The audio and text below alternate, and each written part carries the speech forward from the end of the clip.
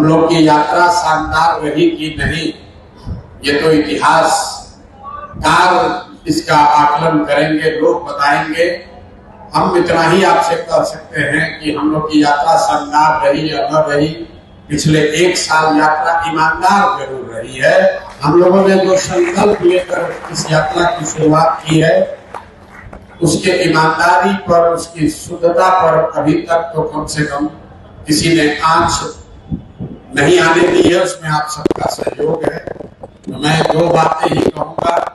एक तो आप सारे लोग जो जन स्वराज के इस विचार से, इस प्रयास से जुड़े हैं, आपकी अपने आशाओं अपेक्षाओं को इस प्रयास के साथ जोड़ा है, इसके लिए मैं आपका व्यक्तिगत तौर पर और जन स्वराज परिवार की ओर से तहे दिल से शुक्रिया अदा कर रहा हूँ, आपका आभारी हूँ।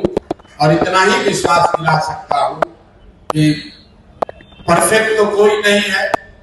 लोगों ने तो भगवान में भी कमी निकाली है, तो हम लोग तो बिल्कुल साधारण मानव हैं, बहुत गलती हो सकती है।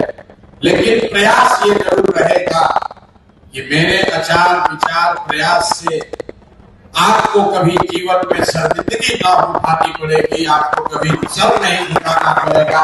कोई ये नहीं कह सकता है कि आपने ऐसे प्रयास के साथ कंधा लगाया, ऐसे व्यक्ति की बातों में आ गए जिसके आचार विचार प्रयास व्यवहार में कोई कमी हो।